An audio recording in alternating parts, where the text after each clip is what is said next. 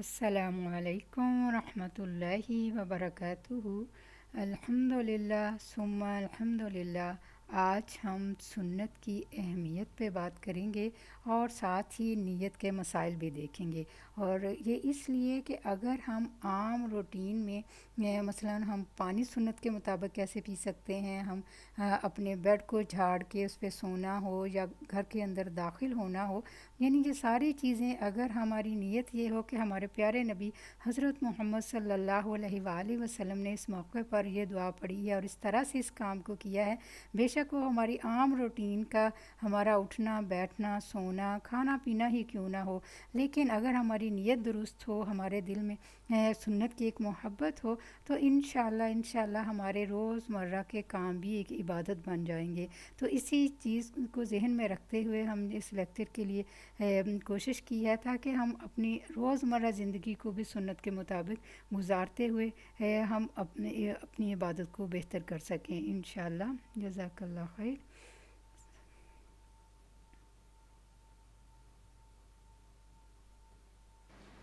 نحمده ونصلي على رسوله الكريم اما بعد فاعوذ بالله من الشيطان الرجيم بسم الله الرحمن الرحيم رب اشرح لي صدري ويسر لي امري واحلل عقدة من لساني يفقهوا قولي۔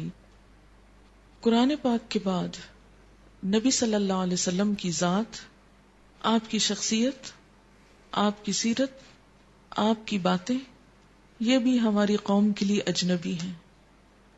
ہم آپ سے محبت کا دعویٰ تو کرتے ہیں لیکن آپ کو جانتے نہیں، آپ کی حیثیت سے واقف نہیں، اس کے بارے میں افراط اور تفریط کا شکار ہیں۔ افراط کیا ہے؟ غلو۔ آپ کی ذات کے بارے میں یا تو ہمارے معاشرے کے اندر بہت غلو پایا جاتا ہے، اور وہ غلو کیا ہے کہ آپ کو آپ کی ہستی سے بڑھا کے کیا بنا دیا گیا؟ خدا کی ذات میں شامل کر دیا گیا۔ اور دوسری طرف تفریط۔ تفریط کیا ہے کہ آپ کی ذات کو پہچاننے کی بجائے، آپ کا حق ادا کرنے کی بجائے آپ سے منہ موڑ لیا گیا، آپ کو جاننے کی کوشش نہیں کی گئی۔ اگر آپ سے محبت کا دعویٰ بھی کیا گیا تو صرف چند شعروں کے نذرانے پیش کر دیے گئے، نعت لکھ کر یا پڑھ کر۔ کیا سمجھ لیا گیا کہ آپ کی محبت کا حق ادا ہو گیا۔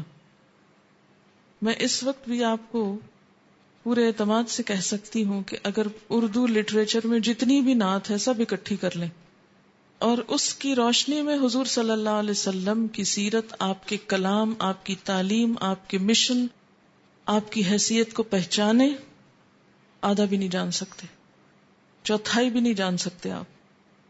اس لیے کہ نعت کا موضوع یا بعض اوقات آپ کی صرف شخصیت کا ظاہری پہلو ہے، آپ کے بال کیسے تھے، آپ کی مسکراہٹ کیسی تھی، آپ کا حال حلیہ کیسے تھا، یا پھر اپنا رونا دھونا ہے کہ ہم آپ کے غم میں کیسے کیسے مبتلا ہیں، اور یا پھر ایسے الفاظ ہیں کہ جس میں آپ کا مقام بعض اوقات اللہ تعالیٰ کے مقام کے برابر ہے۔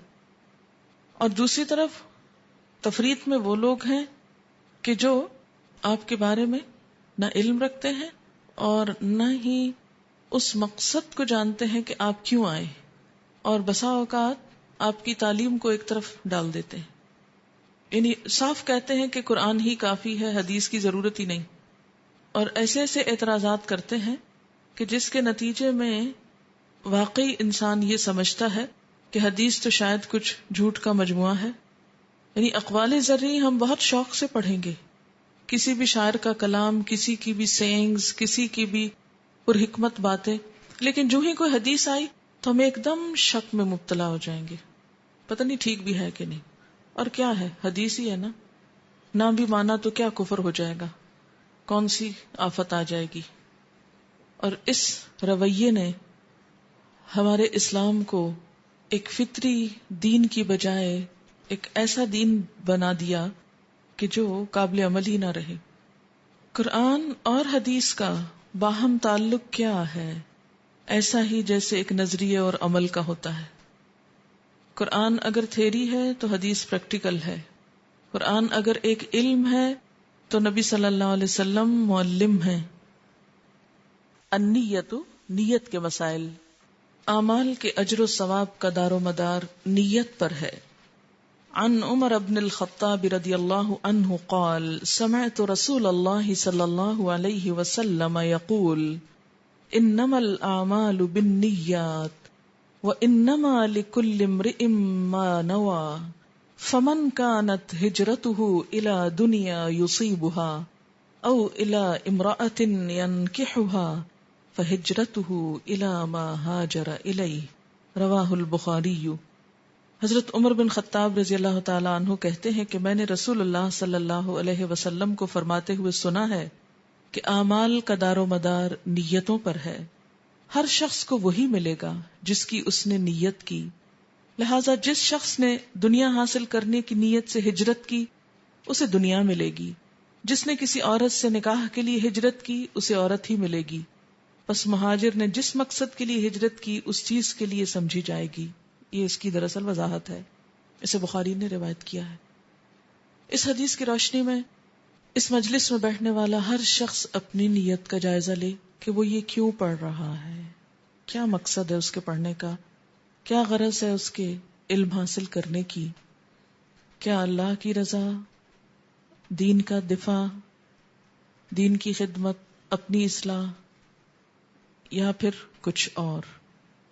ان ابی ہریرہ قال قال رسول اللہ صلی اللہ علیہ وسلم ان اللہ لا ينظر الى صورکم واموالکم ولكن ينظر الى قلوبکم واعمالکم.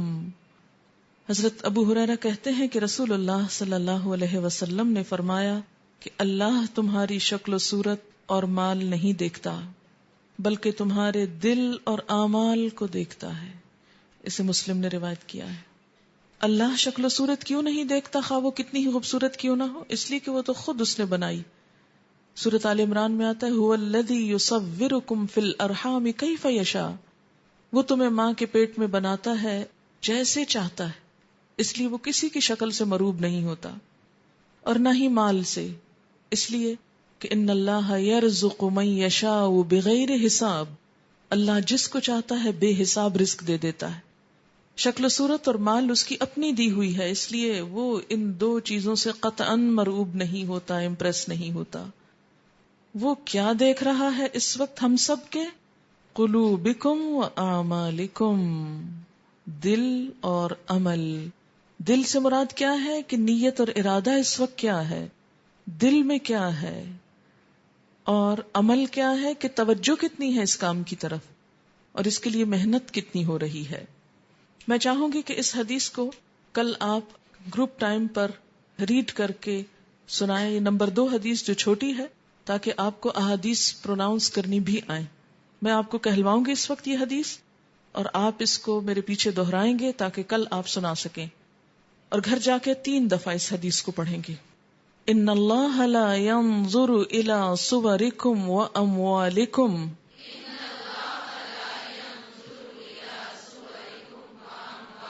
ولكن ينظر الى قلوبکم واعمالکم.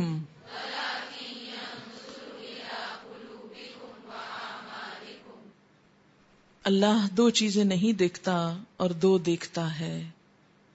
اس کے برعکس بندے وہ 2 دیکھتے ہیں جو اللہ نہیں دیکھتا اور وہ 2 نہیں دیکھتے جو اللہ دیکھتا ہے. کیا نہیں دیکھتا؟ صورتیں اور مال. کیا دیکھتا ہے؟ دل اور اعمال. بندے کیا دیکھتے ہیں؟ صورت اور مال. ایسا ہی ہے نا؟ ہم کسی کو پہچاننے کے لیے کسی کی بڑائی کو کہاں سے دیکھتے ہیں؟ کون اچھا ہے اور کون نہیں، کون بڑا ہے اور کون نہیں. کس چیز سے پہچانتے ہیں؟ اس کی شکل کیسی ہے، اس کا اپیرنس کیسا ہے، اور اس کے پاس مال کتنا ہے. اگر یہ 2 چیزیں اکٹھی ہو جائیں تو بالکل اس کے آگے دل بیٹھ جاتا ہے ہمارا، مروب، خدا مان لیتے ہیں اس کو. اور اگر ان میں سے 2 نہ ہو، ایک ہی ہو جائے تو بھی کافی ہے. اس کے برعکس کس چیز کو نہیں دیکھتے؟ کسی کے عمل کو، اخلاق کو، کردار کو. اور دوسری طرف دل تو ویسے ہی نظر نہیں آتا، اگرچہ نیتیں انسان کی عمل سے بھی ظاہر ہو رہی ہوتی ہیں. نیت عمل میں رنگ ڈالتی ہے، عمل کے اندر ایک خاص طمانینت اور سکون آ جاتا ہے، ایک وقار آتا ہے، ایک حسن آتا ہے نیت کی درستگی سے. لیکن ہم عموماً ان دو چیزوں کی طرف کم ہی مائل ہوتے ہیں. تو جب ہمارے اور اس کے معیار میں ہی فرق ہے تو پھر ہم اللہ کے معیار پہ کب پورے اتر سکتے ہیں؟ ہماری ساری توجہ، ساری محنت اور ساری کوشش کن دو چیزوں کو سنوارتے گزری؟ ہر وقت جس چیز کے بارے میں ہم کانشیس ہوتے ہیں وہ کیا ہے؟ ہماری شکل کیسے لگ رہی ہے؟ ہمارے چہرے پہ بال تو نہیں، ہمارے منہ پہ کچھ لگا ہوا تو نہیں، کوئی داغ تو نہیں، کوئی دھبا تو نہیں. کیسے کیسے ٹوٹ کے کتنا میک اپ پہ خرچ کرتے ہیں، ہزاروں روپیہ، صرف اس لیے کہ ہماری لک اچھی آئے. اور دوسری طرف ساری توجہ مال کی طرف، حلال سے ملے یا حرام سے ملے، جائز ہو یا ناجائز ہو، اپنا حق ہو یا کسی کا ہو، بس مل جانا چاہیے. سارا غم اور دکھ اور فکر انہی دو چیزوں کے گرد ہے. اور جس چیز کی پرسش ہے آخرت میں کہ نیتوں کا حال کیا تھا اور کام کیا کر کے لائے، وہاں یہ نہیں دیکھا جائے گا کہ شکل کیسی لائے، کام کیسے کر کے لائے. اس کی طرف محنت اور مال اور وقت اور توجہ بہت کم. تعریف السنتی، سنت کی تعریف. سنت کیا ہوتی ہے؟ سنت کا لغوی معنی، لیکسیکل یا ڈکشنری میننگ، طریقہ یا راستہ ہوتا ہے. سنت کا معنی طریقہ یا راستہ، اچھا ہو یا برا. ان ابی جحیفۃ قال قال رسول اللہ صلی اللہ علیہ وسلم من سن سنتا حسنتا فعمل بها بعده كان له اجره ومثل اجورهم من غیر ان ينقص من اجورهم شيئا ومن سن سنتا سیئتا فعمل بها بعده كان عليه وزره ومثل اوزارهم من غیر ان ينقص من اوزارهم شيئا. حضرت ابو جحیفہ رضی اللہ تعالی عنہ کہتے ہیں کہ رسول اللہ صلی اللہ علیہ وسلم نے فرمایا، جس شخص نے کوئی اچھا طریقہ جاری کیا اور اس کے بعد اس پر عمل کیا گیا تو جاری کرنے والے کو اپنے عمل کا ثواب بھی ملے گا اور اس اچھے طریقے پر چلنے والے دوسرے لوگوں کے عمل کا ثواب بھی ملے گا، جبکہ عمل کرنے والے لوگوں کے اپنے ثواب سے کوئی کمی نہیں کی جائے گی. یعنی عمل کرنے والوں سے لے کر کروانے والے کو نہیں دیا جائے گا، بلکہ اللہ تعالیٰ اپنی خاص بارگاہ سے دیں گے. اور جس شخص نے کوئی برا طریقہ جاری کیا جس پر اس کے بعد عمل کیا گیا تو اس پر اپنا گناہ بھی ہوگا اور ان لوگوں کا گناہ بھی جنہوں نے اس پر عمل کیا، جبکہ برے طریقے پر عمل کرنے والے لوگوں کے اپنے گناہوں سے کوئی کمی نہ کی جائے گی. اس حدیث کو ابن ماجہ نے روایت کیا ہے. تو یہاں پر لفظ سنتن حسنتن بھی استعمال ہوا ہے اور سنتن سیئتن. تو لفظی معنی سنت کا کیا ہے؟ طریقہ، خواہ اچھا ہو یا برا. سنتن سیئتن سے سمپلی مراد یہ ہے کہ کوئی بھی گناہ کا کام اس نے خود کیا اور پھر اسے لوگوں میں بھی رواج دے دیا. مثلا کسی معاشرے کے اندر سود جیسی کوئی چیز نہیں تھی اور پہلے نہیں تھی، لیکن کسی شخص نے اس کا رواج ڈال دیا. اب جتنے بھی لوگ اس کے بعد سود کا لین دین کریں گے وہ اس کے ذمے پڑے گا. اور اس کی بڑی مثال کہاں ہے؟ قتل کے سلسلے میں حابیل اور قابیل کے قصے میں، کہ قابیل نے جب حابیل کو قتل کیا تو اب اس کے بعد کیا ہو رہا ہے کہ دنیا میں جہاں بھی جو قتل ہوتا ہے اس کے گناہ کا ایک حصہ قابیل کو بھی ملتا ہے، بغیر اس کے کہ قاتل کے گناہ میں کوئی کمی ہو. اب قتل یہاں ہوا ہے اور قابیل کہاں گزر گیا، لیکن اس کو کیوں حصہ مل رہا ہے؟ اس لیے کہ اس نے سب سے پہلے قتل انسانی کی رسم ڈالی. تو سنتن سیئتن سے مراد کوئی بھی گناہ کا طریقہ. اور اصل میں سمجھانا یہ مقصود تھا کہ لغت میں، ڈکشنری میں لفظ سنت اچھے طریقے اور برے طریقے دونوں کے لیے استعمال ہوتا ہے. اسلام میں شریعت کی اصطلاح میں سنت حضور صلی اللہ علیہ وسلم کے طریقے کے لیے استعمال ہوتا ہے. شریعت کی اصطلاح میں سنت کا مطلب رسول اکرم صلی اللہ علیہ وسلم کا طریقہ ہے. عن انس بن مالک رضی اللہ عنہ قال قال رسول اللہ صلی اللہ علیہ وسلم فمن رغب عن سنتی فلیس منی رواہ البخاری۔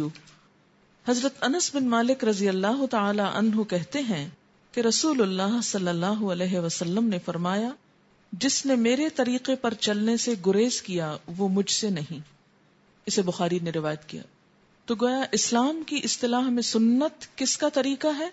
نبی صلی اللہ علیہ وسلم کا طریقہ۔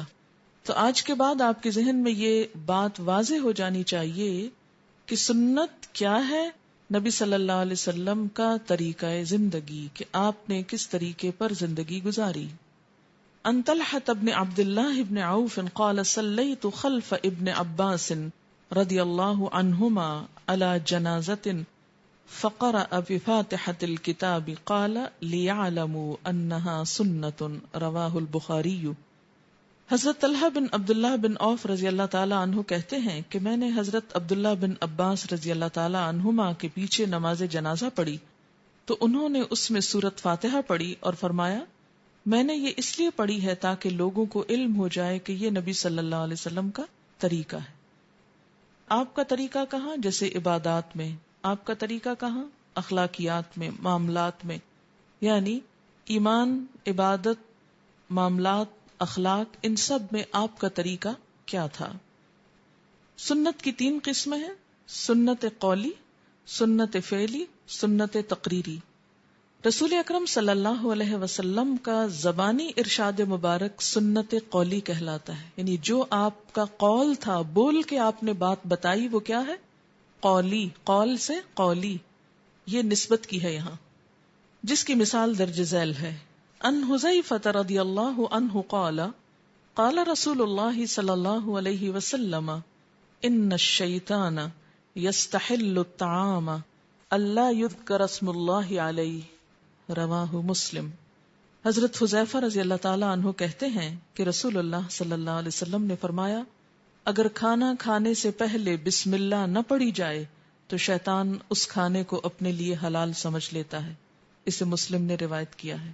یہ کیا ہے؟ دراصل آپ کا قول۔ رسول اکرم صلی اللہ علیہ وسلم کے عمل مبارک کو سنت فعلی کہتے ہیں۔ فعل کس کو کہتے ہیں؟ کام کو، جس کی مثال درج ذیل ہے۔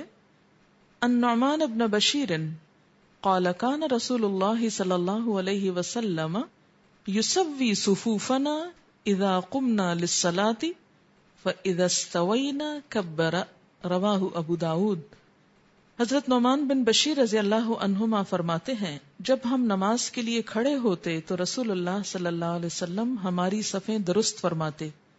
اب یہ آپ کا فعل ہے، آپ کیا کرتے؟ ہماری لائنوں کو سیدھا کرتے۔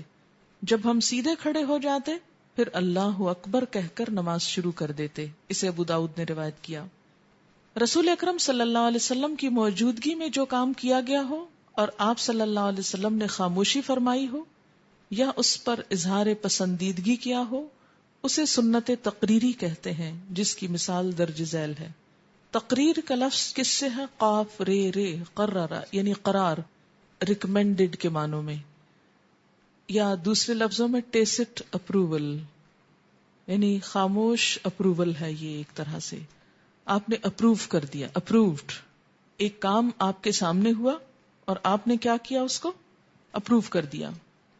ان قیس بن عمرو قال رأى رسول اللہ صلی اللہ علیہ وسلم رجلا يصلي بعد صلاة الصبح ركعتين فقال رسول اللہ صلی اللہ علیہ وسلم صلاة الصبح ركعتان فقال الرجل انی لم اکن صلیت الركعتين اللتين قبلهما فصلیتهما الآن فسکت رسول اللہ صلی اللہ علیہ وسلم رواہ ابو داود۔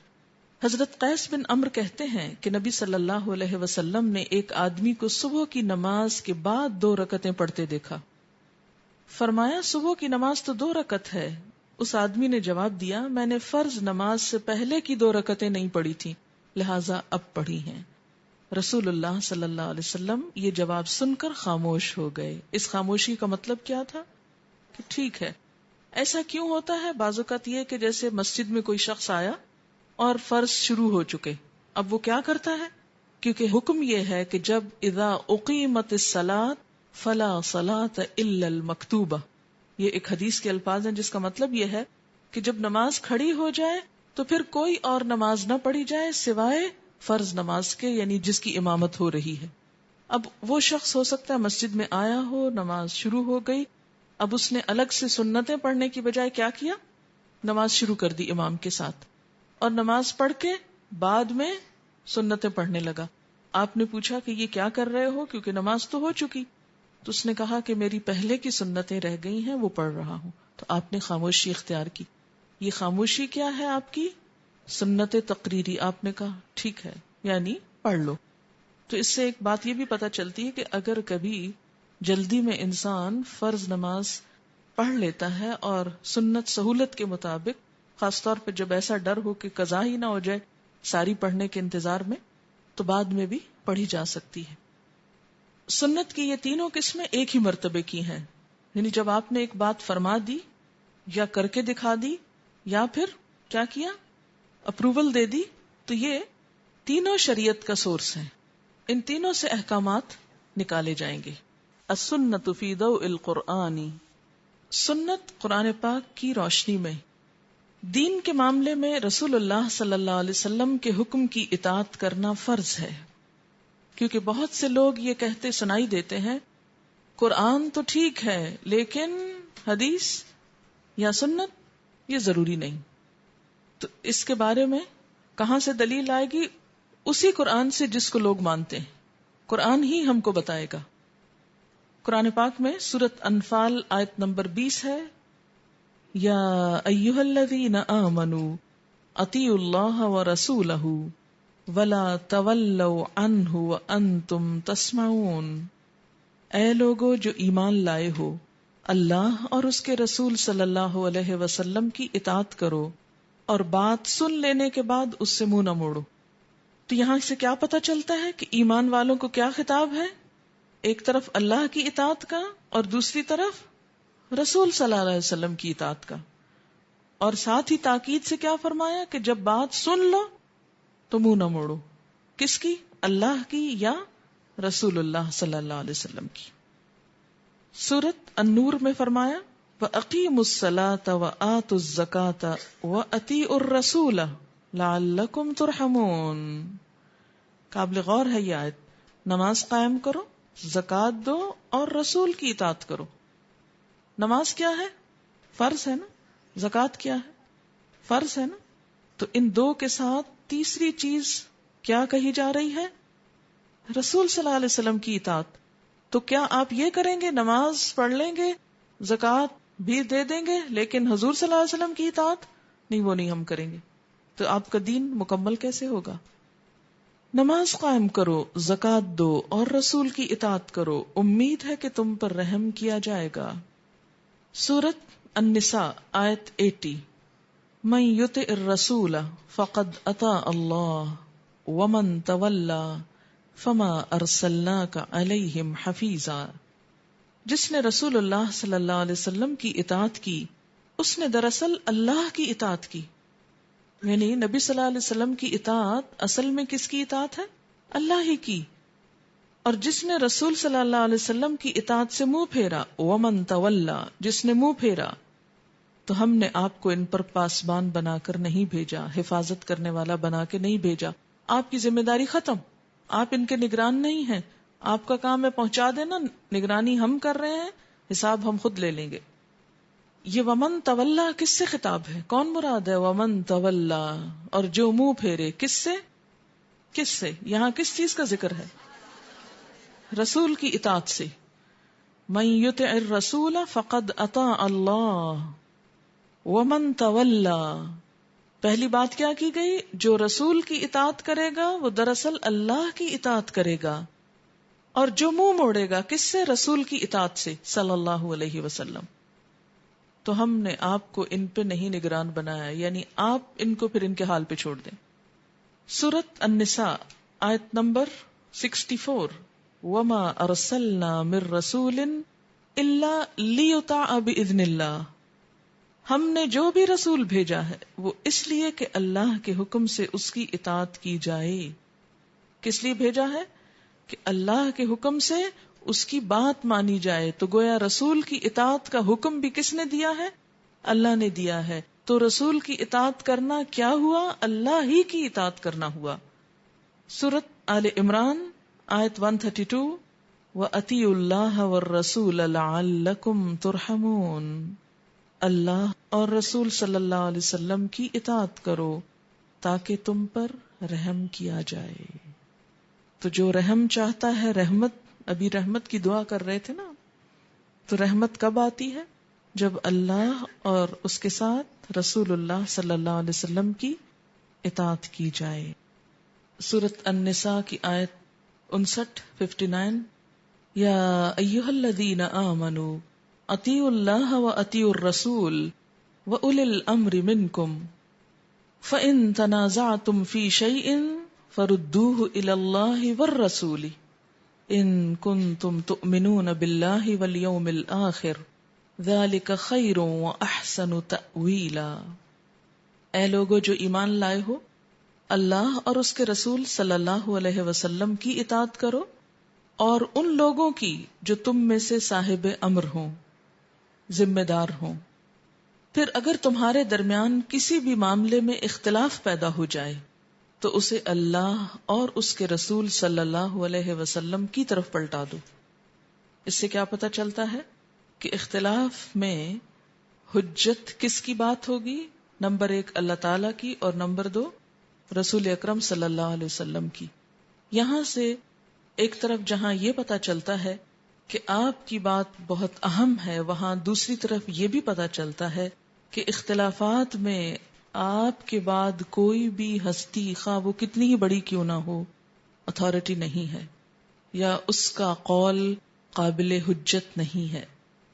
اگر تم واقعی اللہ اور روز آخرت پر ایمان رکھتے ہو، یعنی ایمان کا تقاضا ہے کہ اپنے اختلافات میں صرف اللہ کی کتاب نہیں، سنت رسول صلی اللہ علیہ وسلم کی طرف بھی رجوع کرو. یہی ایک صحیح طریقہ ہے اور ثواب کے لحاظ سے بھی اچھا ہے، انجام کے اعتبار سے بھی بہترین ہے. انجام کے اعتبار سے کیوں بہترین ہے؟ کہ پھر اختلافات ختم ہو جائیں گے. سورۃ النساء ہی کی آیت نمبر 56 میں آتا ہے فَلَا وَرَبِّكَ لَا يُؤْمِنُونَ حَتَّى يُحَكِّمُوكَ فِي مَا شَجَرَ بَيْنَهُمْ ثُمَّ لَا يَجِدُوا فِي أَنفُسِهِمْ حَرَجًا مِمَّا قَضَيْتَ وَيُسَلِّمُوا تَسْلِيمًا. اے محمد صلی اللہ علیہ وسلم، تمہارے رب کی قسم، لوگ کبھی مومن نہیں ہو سکتے جب تک کہ اپنے باہمی اختلافات میں تم کو فیصلہ کرنے والا نہ مان لیں. پھر جو بھی فیصلہ تم کرو اس پر اپنے دلوں میں کوئی تنگی محسوس نہ کریں بلکہ سر بسر تسلیم کر لیں. یسلموا تسلیما، پورا پورا مان جائیں. تو اس سے کیا پتہ چلتا ہے کہ مسلمانوں کے اختلافات میں اگر فیصلہ اللہ کے رسول صلی اللہ علیہ وسلم کی طرف نہ لوٹایا جائے تو یہ ایمان کے بھی منافی ہے. یا اس بات سے کترایا جائے کہ نہیں آپ سے نہیں فلاں سے پوچھتے ہیں یا فلاں سے فیصلہ لیتے ہیں، خواہ وہ کتنی ہی بڑی کوئی ہستی کیوں نہ ہو، کتنا بڑا عالم کیوں نہ ہو، کتنا بڑا انسان کیوں نہ ہو، کتنا ہی سمجھدار اور حکیم کیوں نہ ہو، لیکن اللہ کے رسول صلی اللہ علیہ وسلم کا مقابلہ کوئی بھی نہیں کر سکتا، اس لیے کہ رسالت آپ کی طرف بھیجی گئی تھی. جبریل علیہ السلام آپ کے پاس آتے تھے، اللہ تعالی کی طرف سے دی ہوئی حکمت آپ کو ملی تھی اور باقی سب آپ کے فیض سے فیضیاب ہیں. سورۃ محمد میں آتا ہے یا ایھا الذین آمنوا اطیعوا اللہ واطیعوا الرسول ولا تبطلوا اعمالکم. اے لوگو جو ایمان لائے ہو، اللہ اور اس کے رسول صلی اللہ علیہ وسلم کی اطاعت کرو اور اپنے اعمال ضائع نہ کرو. اعمال کب ضائع ہوتے ہیں؟ جب انسان اللہ اور رسول کی اطاعت سے نکل کر یا ان کی مخالفت میں کوئی خود ساختہ نیک کام کرتا ہے. یعنی ان کا حکم کچھ ہے لیکن یہ کچھ اور کر رہا ہے اور اسے نیکی گردان رہا ہے. سورۃ حشر آیت نمبر 7 میں ہے وَمَا آتَاكُمُ الرَّسُولُ فَخُذُوهُ وَمَا نَهَاكُمْ عَنْهُ فانتہوا واتقوا اللہ ان اللہ شدید العقاب. جو کچھ رسول تمہیں دیں وہ لے لو. اس کا کیا معنی ہے کہ آپ کے احکامات لینا ہم پر فرض ہے اور وہ اللہ کا حکم ہے. اللہ تعالیٰ نے فرمایا ہے کہ آپ جو کچھ دیں وہ لے لو، جو کرنے کو کہیں وہ کرو. جو لوگ یہ کہتے ہیں کہ ہم قرآن کو مانیں گے، تو قرآن ہی ان کو یہ بتا رہا ہے کہ رسول جو کچھ دیتے ہیں وہ لے لو. اگر وہ رسول صلی اللہ علیہ وسلم کا دیا ہوا نہیں لیتے تو گویا وہ پھر قرآن کو بھی نہیں مانتے، اپنی خواہشات کے پیروکار ہیں. اور نہ صرف یہ کہ آپ کا دیا ہوا لے لو، بلکہ جس چیز سے آپ نے منع کیا ہے، روکا ہے، اس سے رک بھی جاؤ. وما نہاکم عنہ فانتہوا، جس چیز سے تمہیں روک دے اس سے رک جاؤ. اور اللہ سے ڈرو، یعنی اگر نہیں رکو گے تو وہ پوچھے گا. بے شک اللہ سخت عذاب دینے والا ہے. پھر یہ کہ نبی صلی اللہ علیہ وسلم کی اطاعت اور اتباع کامیابی کی ضمانت ہے. سورۃ نور میں آتا ہے وَمَن يُطِعِ اللَّهَ وَرَسُولَهُ وَيَخْشَ اللَّهَ وَيَتَّقْهِ فَأُولَئِكَ هُمُ الْفَائِزُونَ. جو لوگ اللہ اور اس کے رسول صلی اللہ علیہ وسلم کی اطاعت کریں، اللہ سے ڈریں اور اس کی نافرمانی سے بچیں، وہی کامیاب ہیں. یہاں کامیابی کے 3 نکات بتائے گئے کہ کوئی شخص جو کامیاب ہونا چاہتا ہے اسے کیا کچھ کرنا ہوگا. نمبر 1 اللہ کی اطاعت، نمبر 2 رسول اللہ صلی اللہ علیہ وسلم کی اطاعت، اور نمبر 3 اللہ کی خشیت، اور نمبر 4 اللہ کا تقوی یعنی اللہ سے ڈرنا. اور اطاعت وہی کر سکتا ہے جس کے دل میں اللہ کا ڈر ہو. سورۃ نور آیت نمبر 51 میں آتا ہے انما كان قول المؤمنین اذا دعوا الى اللہ ورسولہ لیحکم بینہم ان یقولوا سمعنا واطعنا واولئک هم المفلحون.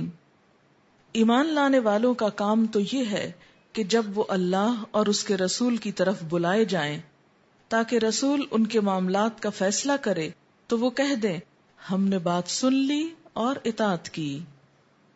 یعنی جب اللہ کے رسول صلی اللہ علیہ وسلم کی طرف سے کوئی بات آ جائے، آپ کی پکار آ جائے، آپ کا حکم آ جائے، آپ کا فیصلہ آ جائے، تو ایمان والوں کا شعار کیا ہونا چاہیے؟ سمعنا و اطعنا، ہم نے سنا، ہم مان گئے. اور یہی لوگ کامیاب ہونے والے ہیں. کسی بچی نے ایک نوٹ مجھے بھیجا کہ ہم نے جنات اور شیاطین کے بارے میں جو احادیث پڑھی ہیں ان میں سے کچھ جب میں نے اپنے گھر والوں کو سنائی تو انہوں نے ہنسنا شروع کر دیا اور مذاق اڑایا. ایسے موقع پر مجھے کیا کرنا چاہیے؟ آپ کو یاد ہوگا میں نے آپ سے یہ کہا تھا کہ لوگ جس چیز کو جانتے نہیں ہیں اس کے دشمن ہوتے ہیں. یہ ان کی لا علمی کی وجہ ہے اور ناسمجھی ہے.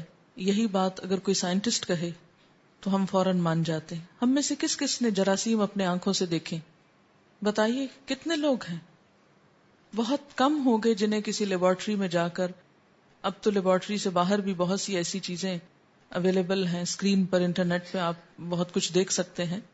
لیکن اس کے باوجود کہ اتنی معلومات عام ہیں، ہم میں سے کتنے لوگ واقعی جراثیم کی شکل و صورت سے واقف ہیں؟ لیکن ہم میں سے کوئی ایک ایسا ہے جو جراثیم کے وجود سے انکار کرتا ہو؟ کوئی بھی نہیں. تو ہم یہ ایمان دیکھ کر لائے ہیں؟ نہیں، صرف ایک شخص کے اوپر اعتماد کر کے یا کچھ لوگوں پر اعتماد کر کے جن کا سچا ہونا بھی کہیں ثابت نہیں، کسی نے گواہی نہیں دی کہ واقعی وہ سچے لوگ ہیں. اچھا، عام طور پر ہم کہتے ہیں آج کل فلاں چیز کا وائرس پھیلا ہوا ہے. ان معلومات کی بنیاد کیا ہوتی؟ سنی سنائی بات. حقیقت تو اللہ ہی جانتا ہے نا. اور اگر کچھ عرصے کے بعد سائنسدان یہ کہیں کہ وائرس نام کی کوئی چیز ہی نہیں تو ہم وہ بھی مان جائیں گے. لیکن اللہ کے رسول صلی اللہ علیہ وسلم جن کو ان کے دشمن بھی سچا مانتے تھے، ان کی بات سن کر ہمیں یقین کیوں نہیں آتا؟ اور صرف اسی کو جھٹلانے اور اس کا مذاق اڑانے پر ہم کیوں تلے ہوئے ہیں؟ کیا ہماری عقل، ہماری سمجھ اور ہماری لمیٹیشنز اتنی ہیں کہ ہم ہر اس بات کی تہہ تک پہنچیں جو آپ نے فرمائی، اور کیا صرف اس وقت مانیں گے جب وہ کسی لیب میں پروو ہو جائے گی؟ تو یہ دراصل دین سے دوری اور ناسمجھی کی باتیں ہیں. ایمان تقاضا کیا کرتا ہے کہ جب آپ کوئی چیز ہم کو بتائیں تو ہم کیا کہہ دیں؟ سمعنا و اطعنا، ہم نے سنا اور ہم مان گئے. اسی کا نام ایمان ہے. یہ بعد میں ثابت ہوتا رہے گا کہ اس کی اصل حقیقت کیا ہے. آپ دیکھیے کہ جب یہ اعتماد زندگی میں نہیں رہتا نا تو آپ کسی بھی کام کے نہیں رہتے. مثلا آپ کہیں سے کچھ خرید رہے ہیں، دکاندار آپ کو کہتا ہے کہ یہ اصلی ہے، تو آپ اس کو وہاں کھڑے ہو کے کہتے ہیں ثابت کرو اصلی. آپ کسی ڈاکٹر کے پاس جاتے ہیں، وہ آپ کو دوا دیتا ہے، آپ کہتے ہیں ثابت کرو کہ مجھے اس سے آرام آ جائے گا اور میں اسے کھا کے مروں گا نہیں. اگر کوئی ڈاکٹر آپ کا آپریشن ریکمینڈ کرتا ہے کہ آپ کی سرجری ہوگی تو آپ کیا کرتے ہیں کہ واقعی آپ سچ کہہ رہے ہیں کہ میرا علاج سرجری میں ہے؟ دوسری بات نہیں پوچھتے، چاہے اس میں علاج کی بجائے مزید بیماری میں اضافہ ہو جائے. تو انشاءاللہ تعالی ہم لیٹر آن یہ بات پڑھیں گے کہ آج ہم تک جو معلومات پہنچی ہیں نبی صلی اللہ علیہ وسلم کی زبانی یا آپ کی سیرت کے بارے میں، اس کی بنیاد کیا ہے، اس کی اوتھینٹسٹی کیا ہے. لیکن وہ سب باتیں پڑھنے سے پہلے، تاریخ میں جانے سے پہلے میں نے قرآن سے ابتدا کی ہے تاکہ پہلے ہم اس پہ متفق ہو جائیں کہ واقعی اللہ کے رسول صلی اللہ علیہ وسلم کی بات مانی بھی جانی چاہیے کہ نہیں، یا یہ ماننا ضروری بھی ہے کہ نہیں، یا یہ کہ جس قرآن کو ہم مانتے ہیں وہ ہم کو کیا بتاتا ہے کہ ہمارا آپ صلی اللہ علیہ وسلم کے ساتھ معاملہ کیا ہو. اگر اس پہ اتفاق ہو تو ہم آگے چلیں گے، اگر اس پہ ہی اتفاق نہ ہو تو پھر آگے جانے کی بھی ضرورت نہیں. تاریخ تو پھر تاریخ ہے. پھر آیت ہے وَمَن يُطِعِ اللَّهَ وَرَسُولَهُ فَقَدْ فَازَ فَوْزًا عَظِيمًا، جس نے اللہ اور اس کے رسول کی اطاعت کی اس نے بڑی کامیابی حاصل کی. یعنی آپ کی اطاعت کامیابی کی ضمانت ہے. وَمَن يُطِعِ اللَّهَ وَرَسُولَهُ يُدْخِلْهُ جَنَّاتٍ تَجْرِي مِن تَحْتِهَا الْأَنْهَارُ خَالِدِينَ فِيهَا وَذَلِكَ الْفَوْزُ الْعَظِيمُ. جو شخص اللہ اور اس کے رسول صلی اللہ علیہ وسلم کی اطاعت کرے گا، اللہ اسے ایسے باغوں میں داخل کرے گا جن کے نیچے نہریں بہتی ہوں گی، جہاں وہ ہمیشہ رہے گا، اور یہی سب سے بڑی کامیابی ہے. اور یہ نہریں بھی کس کے لیے؟ صرف اللہ کی کتاب ماننے والے کے لیے نہیں، اس کے لیے جو اللہ اور اس کے رسول کی اطاعت کرے گا. السلام علیکم ورحمۃ اللہ وبرکاتہ. الحمدللہ ثم الحمدللہ. آج ہم نے سنت کے بارے میں سنا ہے، اور دیکھیے اس کی اہمیت کا اندازہ تو ہم اس چیز سے بھی کر سکتے ہیں کہ ہم اللہ تعالیٰ نے جو کلمہ لا الہ الا اللہ محمد الرسول اللہ صلی اللہ علیہ وآلہ وسلم، یعنی کہ جب ہم کلمہ شہادت پڑھتے ہیں تو وہ بھی آپ صلی اللہ علیہ وسلم کے نام کے بغیر وہ پورا نہیں ہوتا. اور اسی طرح جب ہم اذان سنتے ہیں تو اس میں بھی آپ صلی اللہ علیہ وسلم کا ذکر پایا جاتا ہے، اور جب ہم نماز پڑھتے ہیں، درود شریف پڑھتے ہیں، تو اس میں بھی آپ صلی اللہ علیہ وسلم پر رحمتوں اور برکتوں کی دعا کی جاتی ہے. تو یہ سارا مقام اور مرتبہ اللہ تعالیٰ نے خود آپ کو دیا ہے، اور اللہ تعالیٰ نے اس چیز کی گواہی قرآن پاک میں بار بار دی ہے، اور ہمیں اس چیز کی تاکید کی گئی ہے کہ ہم آپ صلی اللہ علیہ وسلم کی اطاعت کریں. جو کچھ آپ ہمیں دے رہے ہیں ہم اس کو پورے یقین اور شوق کے ساتھ لیں. اور اس موقع پر ہم یہی دعا کر سکتے ہیں کہ یا اللہ ہم سنتوں کو جاننے اور ان کو صحیح معنوں میں ان پر عمل کرنے کی توفیق عطا فرما دیں، تاکہ ہم آپ صلی اللہ علیہ وسلم کی شفاعت ہمیں نصیب ہو سکے، اور آپ صلی اللہ علیہ وآلہ وسلم کے ہاتھوں حوض کوثر پینا نصیب ہو سکے.